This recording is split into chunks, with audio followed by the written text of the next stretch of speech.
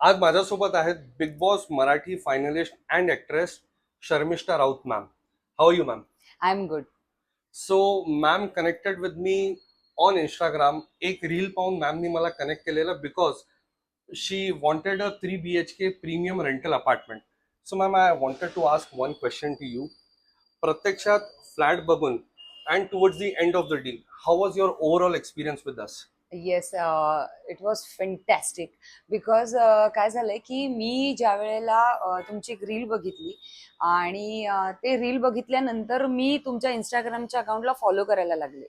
So असं म्हणतात की तुम्ही जे सतत सतत बघता आणि जे चांगलं बघता, जे Right. मॅनिफेस्ट करता, ते तुमच्या आयुष्यामध्ये खऱ्याच अर्थाने येतं. So Right. मी खूप मॅनिफेस्ट करत होते आणि जसप्रीतजी तुमचं जे काही तुम्ही मला म्हणजे इंस्टाग्रामवरनं ज्या काही तुमच्या रील्स जायच्या, जे काही अपार्टमेंट्स तुम्ही दाखवायचे, Right. 3 BHK, 2 BHK, 7 BHK असे Right. खूप असायचे. सो ते इतके कमालीच्या त्या प्रॉपर्टीज होत्या. सो त्या बघूनच मला असं वाटायचं की नाही, मला असं वाटतंय की मी यांना अप्रोच झाले पाहिजे. अँड आय थिंक मी तुम्हाला मेसेज केला Right. इंस्टाग्रामवर, नंबर्स आमचे एक्सचेंज झाले आणि त्यांनी मला प्रॉपर्टी दाखवायला सुरुवात केली. बट ज्या वेळेला मी तुम्हाला पहिल्यांदा भेटले, म्हणजे मी जसप्रीतजींना भेटले, त्यावेळेचा एक्सपिरियन्स खूप मस्त होता. मी त्यांना पहिल्यांदा भेटले होते, तरी सुद्धा पहिल्या भेटीतच त्यांच्यावर पूर्णपणे विश्वास टाकावा असा हा माणूस आहे. Thank you ma'am. Thank you so ma'am. आणि त्या विश्वासाला ते खरे उतरले सुद्धा.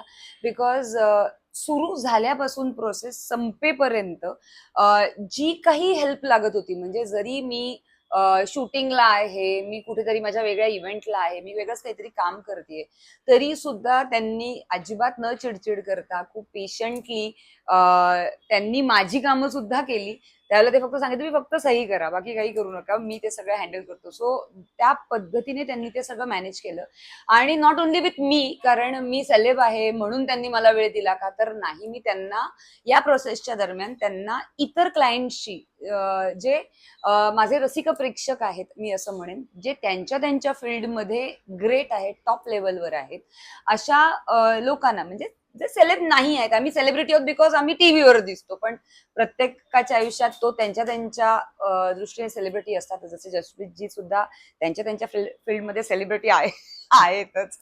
सो त्यांना सुद्धा ते खूप चांगल्या पद्धतीने ट्रीट करत होते, त्यांना सुद्धा तेवढाच वेळ देत होते. त्यामुळे कामात त्यांचं कुठेही 19-20 नव्हतं. सो 100% जसे मला मिळतात तसेच नॉर्मल व्यक्तीला सुद्धा मिळतात. सो प्लीज आय इन्सिस्ट, जे कोणी हे व्हिडिओ बघत असेल, की प्लीज जसप्रीतजींना तुम्ही कॉल करा.